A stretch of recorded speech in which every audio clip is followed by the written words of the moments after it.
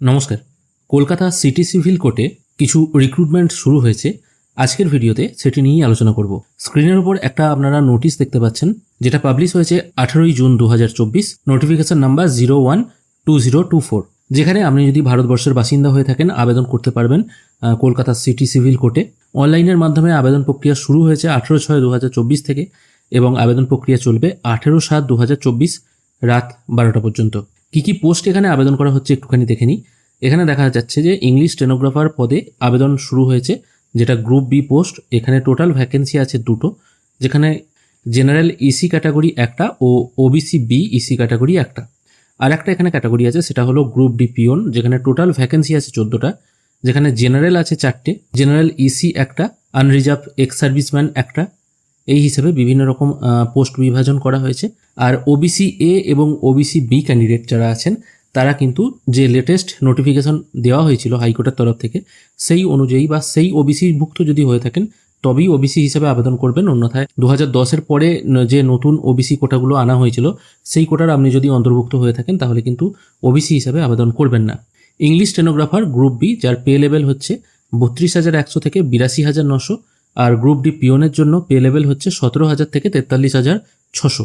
আবেদন করার জন্য আপনার বয়স হতে হবে 18 বছর, এটাই হলো মিনিমাম এজ, এবং এজের আপার লিমিট হলো 32 বছর। আপনি যদি শিডিউল কাস্ট হয়ে থাকেন তাহলে 35 বছর আপনার এজের ঊর্ধ্বসীমা, এবং এটা ওবিসির ক্ষেত্রেও প্রযোজ্য। আর আপনি যদি শিডিউল ট্রাইব হয়ে থাকেন তাহলে আপনার ক্ষেত্রে বয়সের ঊর্ধ্বসীমা 37 বছর। গ্রুপ ডির ক্ষেত্রে এখানে বয়স হচ্ছে 40 বছর। জেনারেল ক্যান্ডিডেটদের ক্ষেত্রে এসসি এবং ওবিসিদের জন্য ঊর্ধ্বসীমা হচ্ছে 43 বছর এবং শিডিউল ট্রাইবদের জন্য বয়সের ঊর্ধ্বসীমা হচ্ছে 45 বছর। তারপর চলে আসছি এডুকেশনাল কোয়ালিফিকেশনের ক্ষেত্রে।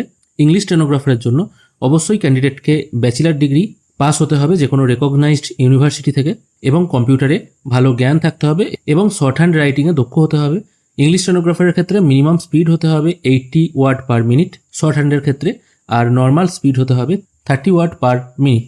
আর গ্রুপ ডি ক্যান্ডিডেটদের ক্ষেত্রে, মানে পিওন হিসেবে যারা আবেদন করতে চাইছেন তাদের ক্ষেত্রে ন্যূনতম যোগ্যতা লাগবে 8 পাস।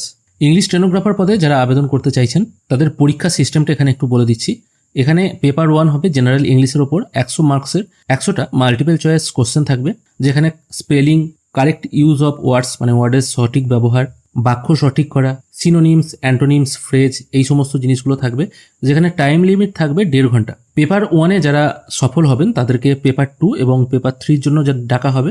পেপার 2-এ একটা ডিকটেশন দেওয়া হবে যেটাকে শর্ট হ্যান্ডে টাইপ করতে হবে, আর পেপার 3-র ক্ষেত্রে পরীক্ষার্থীকে নর্মাল ইংলিশ ম্যানুস্ক্রিপ্ট টাইপ করতে হবে।